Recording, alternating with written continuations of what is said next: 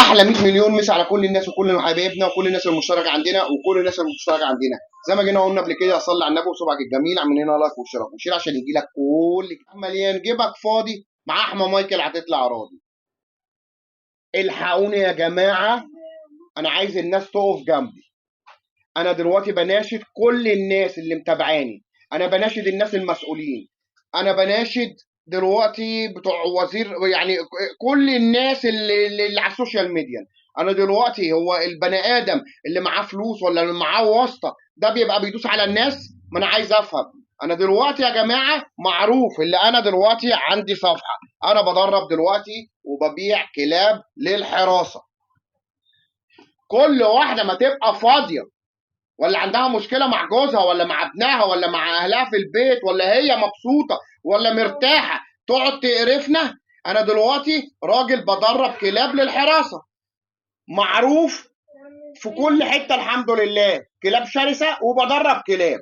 يعني ما بجيش كلب بعذبه، ما بجيش كلب بمسكه من ديله واحده الفه كده في الشارع. مش كل ما واحده تبقى عندها عقد تقعد تعمل على الناس. دلوقتي انا على صريح العباره، انا دلوقتي كده اهو بناشد الناس المسؤولين. انا في واحده بتهددني على التليفون وهحط لكم دلوقتي الرسائل بتاعتها. دلوقتي واحده شافت الفيديو بتاع الكلب الرد وانا بشغله. انتوا ايه اللي وريني تليفونك يا مروان عشان انا بعت على الواتساب. ايه اللي بتعملوه ده؟ كل واحده فاضيه ولا واحد فاضي ما عندوش مشاكل ولا ما عندوش اي حاجه وعنده واسطه مثلا ولا حاجه يقعد يرازي الناس؟ انا وكلت ربنا وموكل الناس اللي بتشوفني وبتتفرج عليا. انا بناشد الناس المسؤولين تقف معايا عشان لو لا قدر الله حصل اي حاجه يبقى انا وكلت ربنا وفوضته في كل حاجه. ما تفتح يا بابا، مالك عم ما بعت بابا على مروان فين هو على 212 212 بتاع مين؟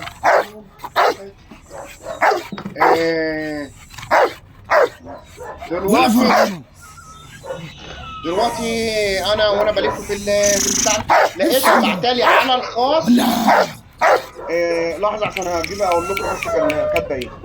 انا كده هحط لكم الحاجات ده اللي هي بعتها. دخلت لي على الخاص الساعه 5 الصبح. انت ليه؟ امسك الله. ليه بتعمل كده؟ منشن الداخليه لواء عمرو ده الفيديو وبعتها لي على الخاص. طيب هو التهديد بقى عيني عينك؟ ما انا مش فاهم. انا راجل طول عمر حياتي بدرب في الكلاب الشرسه. انت بقى ست عندك عقد ولا معاكي واسطه ولا ايه دنيتك بقى؟ انا بقى ماليش دعوه. اتقوا الله بقى وابعدوا عن الواحد فيه اللي مكفيه بقى. الناس بتيجي مثلا لفيديو بتيجي تدربه وتعملوا تقعد تتكلم. طب انت يا استاذه يا فاضله يا محترمه يا اللي ما عندكيش عقد، لو انت دلوقتي ما بتشوفيش وانا بنحمي الكلاب، ما بتشوفيش وانا بننظف الكلاب، ما بتشوفيش وانا بنقف جنب الناس لما حد بيعوز اي حاجه، ما بتشوفيش لما كان واحد رامي كلبته وانا رحت جبتها وقعدت عندي وطلعتها تبني؟ كل دوت ما بتشوفوش الكلاب البلدي لما كنت بروح اكلهم؟ ما بتشوفوش الناس اللي كانت عامله شلاتر شو وبتضحك على الناس وبتاخد فلوس وبتعذب الكلاب؟ كل ده يتمحى. تخشوا بس على فيديو يقول لك انتوا بتعذبوا الكلب، وبعدين بقى كتبت لها اهو باحترام بعمل ايه؟ بعت لها قلت لها هو ايه اللي انا بعمل ايه؟ انا بدرب كلاب. راحت بعتلي ايه بقى؟ انا بربي كلاب من قبل ما يتولد وهعرف ارد بالرد اللي يليق بيه، وبكره هتتفرج بس اديني وقتي. انت مش عارف بتتعامل مع مين. هو التهديد بقى عيني عينك. انا هحطها للناس اهي، هحطها في الفيديو بتاعي عشان انا كده اهو انا بناشد الناس المسؤولين عشان لو في اي حاجه جرالي اي حاجه يبقى انا وكلت الناس المسؤولين ووكلت ربنا قبل اي حد عشان الناس تقف جنب، عشان ما يجيش واحده كده اهو يبقى عندها واسطه ولا عارفه اي حد ولا معاها فلوس او هي عندها عقد تطلع العقد علينا. احنا الواحد اللي فيه مكفيه. هي الناس وبعدين بقول لها ما تشوفي الصفحه، انا راجل بدرب. ترد برضه تروح عامله ايه؟ الدستانه راح ترد إيه انت لا معاك رخصه ولا معاكوا مش عارف ايه وبتعذبوا الكلاب. خليني بس اديني شويه وقت وانا هقفلها لك. يعني ايه تقفلها لي؟ يعني ايه؟ هو مفيش مسؤولين في البلد، مفيش اي حد، مفيش ربنا. طيب انا بقى وانت والقانون والدنيا والناس وربنا، وكل واحده معاها ملمين شايفه نفسيها عندها عقد هتطلعها على الناس. ما بتشوفوش لما كان عندي 6 كلاب بلدي كانوا على السطح هنا ودخلوا لهم في شهرين، كنت انا باكلهم وبنضفهم وطلع عيني اللي جابوني، ما رضيتش ارميهم في الشارع. الناس ما بتشوفش الكلام ده. انا مش عارف بقى، ما بيشوفوش كل ده. يجوا مثلا لو انت كلب بتدربه وبتخش بيه يروحوا جايين ايه واقفين. وبعدين دي اللي كانت جايبه كلاب البلدي دي كانت بتاخد فلوس عليهم وهربت مني وخلعت لما شافت الفيديو راحت جايالي. يعني انيل وادل اللي هم بيعملوا الشلاتر، اللي هم بيقول لك بتوع انقاذ الحيوان وحقوق الحيوان، كله شوف بياخدوا 60 كلب 50 كلب يقعدوهم معاهم وياخدوا عليهم تبرعات وياخدوا عليهم فلوس وياخدوا عليهم كل حاجه، وفي الاخر يقعدوا يتكلموا ويقولوا احنا واحنا واحنا. انتوا ايه؟ انتوا عالم نصابه وعالم ضلاليه وعالم ما تعرفوش ربنا. انتوا لو تعرفوا ربنا اصلا مش هتعملوا كده. يقعدوا، ده انت تروح تتفرج على الشلاتر تلاقي الكلاب موميا.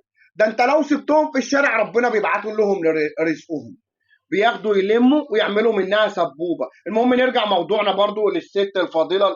التهديد بقى عيني عينك. انا مش فاهم لما انت ست كبيره وبتفهمي وعقلك كويس ومية مية، ما تعرفيش في حاجه اسمها تعذيب من تدريب؟ ايه الواحد يعمل ايه بقى مع الناس؟ الواحد زهق من الناس وزهق من الدنيا وزهق من كل حاجه. ايه القرف ده؟ كل واحد ولا واحده عندها عقد، ولا تعرف حد مثلا ظابط، ولا معاها فلوس ولا معاها وسايط هتقعد تركب على الناس. هو في ايه بقى؟ اتقوا الله. انا خلاص، انا كده انا اتفاض بيا، اقسم بالله ما هنسكت. ده ايه ده؟ انا بناشد كل الناس المسؤوله اللي بتتفرج على الفيديو ده، انا لازم حقي يوصل لي. ان الست دي تقعد تهددني كده اهو، لازم حقي يوصلني. وربنا المستعان لما نشوفوا الدنيا هترسى على ايه. انا حتى اخر حاجه مكلمه قلت لها برضو انا هبقى هحط لكم الكلام ده كله في الفيديو دوت، وهحط لكم الفيديو بتاع الكلب اللي بيقول لك انتوا بتعذبوه. كلمه تعذيب دي كبيره كبيره، كل واحد جاهل بيقعد يتفرج ما بيعرفش يقعد يتكلم يقول لك اصل انتوا بتعذبوا ايه؟ في فرق بين كلب بيتدربه وكلب بتعذبه دي يعني بتمسك الكلب من ديله بتقعد تجرجره في الشارع، بتنزل في الشارع بتشغل الكلب مثلا على الناس، بتقعد تضرب الكلب بسكينه، خانق الكلب بتوري له. الله، هو مفيش تمييز؟ اللي كلب بيتدرب بتشوف بتدربه بايه. وبعدين معظم الكلاب معظم الناس اللي بتبقى زيك بيجوا يعيطوا، بيجوا يقول لك انا عايز كلب يحرسني، انا الفيلا اتسرقت، المصنع اتسرقت. دلوقتي بتبقى حلو. وبعدين ما بتتكلموش ليه على الاجانب؟ بيقعدوا يدربوا الكلاب وبيضربوهم بيدخلوهم في ازاز ونار وبتاع، ما بتقدروش تتنفسوا ليه؟ ما بتجوش بس اللي على الغلبان. حسبي الله ونعم الوكيل في كل واحد مفتري، في كل واحدة مريضة في نفسها في دماغها، في كل واحد مش لاقي حاجة يعملها يقعد يأذي الناس. اهو جيت بعد كده قلت لها ايه؟ انا كلمت حضرتك باحترام وانت برضو إيه؟ فين اخر رسالة اهي. عامة انا كلمت حضرتك باحترام وانت براحتك، خدي وقتك وربنا معاكي. هتعملها لي لايك لما نشوفوا بقى ايه الدنيا. انا عملت الفيديو بس دوت عشان الناس المسؤولين، انا بناشد كل واحد مسؤول في البلد دي يشوف بقى الدنيا دي ملهاش كبير. لو مفيش كبير في الارض في ربنا، هو كبير على الناس دي كلها. ربنا بقى المستعان.